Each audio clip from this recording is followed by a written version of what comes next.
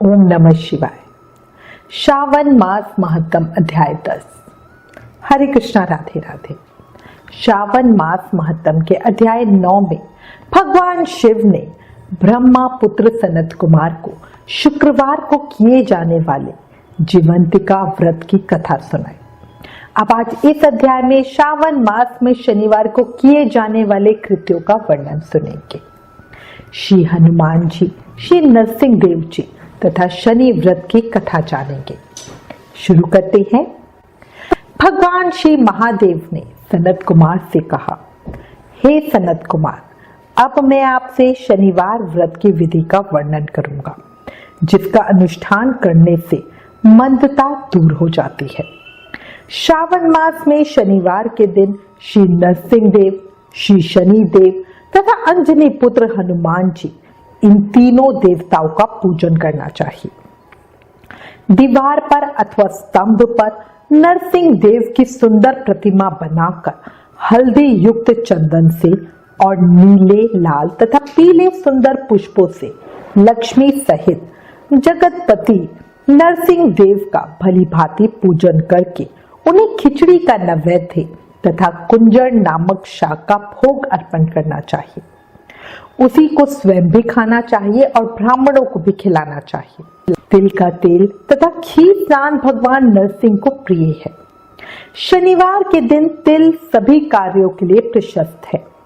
शनिवार के दिन तिल के तेल से ब्राह्मणों तथा सुवासिनी स्त्रियों को उपटन लगाना चाहिए तथा कुटुंब सहित स्वयं भी संपूर्ण शरीर में तेल लगाकर स्नान करना चाहिए तथा उड़द का भोजन ग्रहण करना चाहिए। इससे भगवान नरसिंह प्रसन्न होते हैं।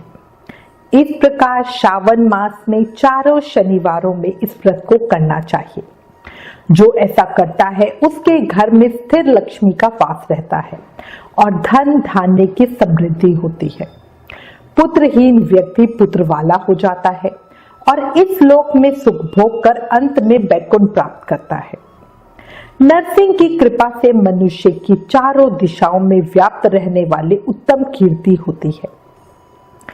हे सौम्य, मैंने आपसे नरसिंह का ये उत्तम व्रत कहा।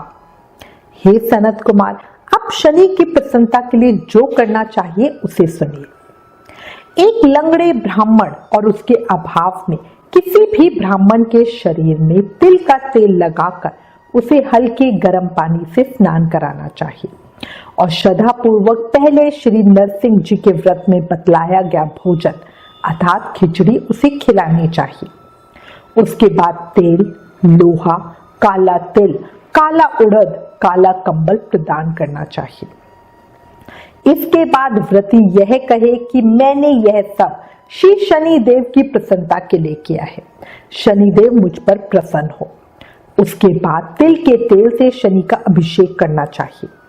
उनके पूजन में तिल, उड़द तथा चावल उत्तम माने गए हैं। हे मुने, अब मैं शनि देव का ध्यान बताऊंगा, आप ध्यान पूर्वक सुनिए। शनेश्चराय कृष्ण वर्ण वाले हैं, मंद गति वाले, कश्यप गोत्र वाले हैं, सौराष्ट्र देश में पैदा हुए हैं, सूर्य पुत्र हैं, वर देने वाले हैं, दंड के समान आकार वाले मंडल में स्थित है, इंद्र नील मणि तुल्य कांति वाले हैं, हाथों में धनुष, बाण, त्रिशूल धारण किए हुए हैं, गीत पर आरूढ़ है, यम इनके अधिदेवता है, ब्रह्मा इनके प्रत्याधि देवता है। ये कस्तूरी, अगर तथा चंदन की गंध तथा गूगल का धूप ग्रहण करते हैं।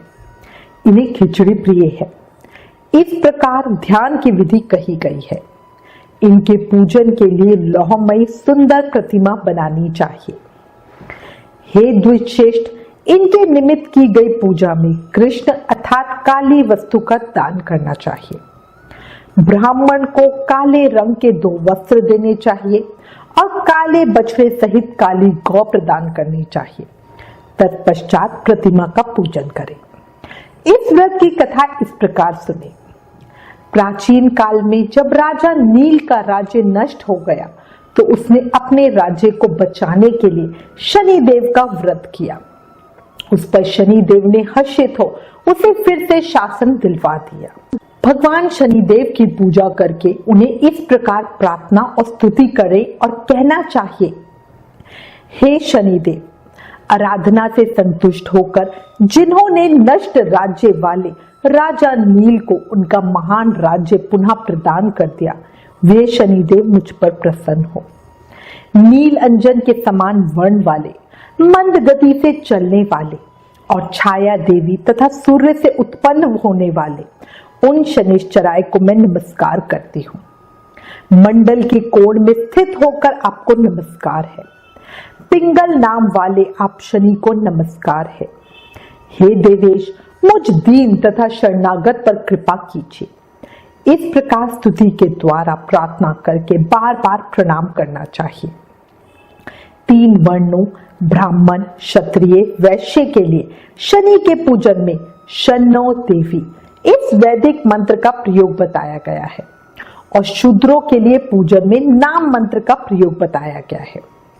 जो व्यक्ति दक्षित होकर इस विधि से शनिदेव का पूजन करेगा उसे स्वप्न में भी शनि का भय नहीं होगा। हे विप्र, जो मनुष्य श्रावण मास में प्रत्येक शनिवार के दिन भक्ति पूर्वक इस विधि से इस व्रत को करेंगे, उन्हें शनिश्चराय के द्वारा लेश मात्र भी कष्ट नहीं होगा। जन्म राशि से पहले, दूसरे, चौथे, 5वें, 7वें, 8वें, 9वें और 12वें स्थान में स्थित शनि सदा कष्ट पहुंचाता है। शनि की शांति के लिए क्षमाग्नि इस मंत्र का जाप कराना बताया गया है। श्री शनि देव की प्रसन्नता के लिए इंद्र नीलमणि का दान करना चाहिए। हे सनत कुमार, इसके बाद अब मैं हनुमान जी की प्रसन्नता के लिए विधि का वर्णन करूंगा।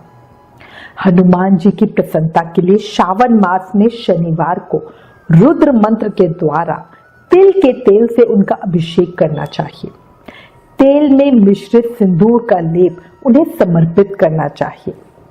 जापा कुसुम की मालाओं से, आग धतूरे की मालाओं से, मंदार पुष्प की मालाओं से, बाटक बड़ का पेड़ के नैवेद्य से तथा अन्य उपचारों से भी यथा विधि अपने सामर्थ्य अनुसार श्रद्धा भक्ति से युक्त होकर अंजनी पुत्र हनुमान जी की पूजा करनी चाहिए। इसके बाद बुद्धिमान को चाहिए कि हनुमान जी की प्रसन्नता के लिए उनके 12 नामों का जप करें। उनके 12 नाम हैं हनुमान, अंजनी सुत, वायुपुत्र, महाबली, रमेष्ठ, फागुन सखा, पिंगाश, अमित विक्रम, अवधिक्रमण, सीता शोक विनाशक, लक्ष्मण प्राणदाता और 10 ग्रीव दर्पहा। ये 12 नाम हनुमान जी के हैं। जो मनुष्य प्रातः काल उठकर इन 12 नामों को पढ़ता सुनता है, उनका अमंगल नहीं होता और उसे सभी संपदा सुलभ प्राप्त हो जाती है। इस प्रकार श्रावण मास में शनिवार के दिन वायुपुत्र हनुमान जी की आराधना करके मनुष्य व्रज तुल्य शरीर वाला, निरोग तथा बलवान हो जाता है। अंजनी पुत्र की कृपा से वह कार्य करने में वेगवान तथा बुद्धि वैभव से युक्त हो जाता है। उनके शत्रु नष्ट हो जाते हैं, सभी उनके घनिष्ठ प्रेमी मित्र बन जाते हैं। वो मनुष्य अति बलशाली और कीर्तिशाली भी बनते हैं। हनुमान मंदिर में ध्यान मग्न हो जो 1 लाख बार हनुमंत कवच का पाठ करता है, वह आदि 8 सिद्धियों का स्वामित्व प्राप्त कर लेता है और यश, राक्षस तथा वेताल उसे देखते ही कंपित तथा भयभीत होकर वेग पूर्वक 10 दिशाओं में भाग जाते हैं। हे सनत कुमार, शनिवार के दिन पीपल के वृक्ष का आलिंगन तथा पूजन करना चाहिए। शनिवार को छोड़ के अन्य किसी दिन पीपल के वृक्ष का स्पर्श नहीं करना चाहिए। शनिवार के दिन उसका आलिंगन सभी संपदाओं को प्राप्त कराने वाला होता है। प्रत्येक मास में पीपल का पूजन हमेशा फलदायक है, किंतु श्रावण में ये पूजन अधिक फलदायक है। इस प्रकार शिवस्कंद पुराण के अंतर्गत ईश्वर सनत कुमार संवाद में श्रावण मास महत्तम में शनिश्चराय, नरसिंह, हनुमत पूजन आदि शनिश्चराय कृत कथन नामक 10वां अध्याय संपूर्ण। इस 10वें अध्याय के सुनने सुनाने से ही श्री नरसिंह देव के साथ श्री शनिदेव और श्री हनुमान जी की कृपा प्राप्त होती है। भक्तों के सभी मनोरथ पूर्ण होते हैं। इसलिए प्रेम से, मन से, भाव से, जोर से जयकारा लगाए और कहें, हर हर महादेव, श्री नरसिंह भगवान की जय। जय श्री शनिदेव, पवन सुत हनुमान की जय, बजरंग बली की जय, सियावर रामचंद्र की जय।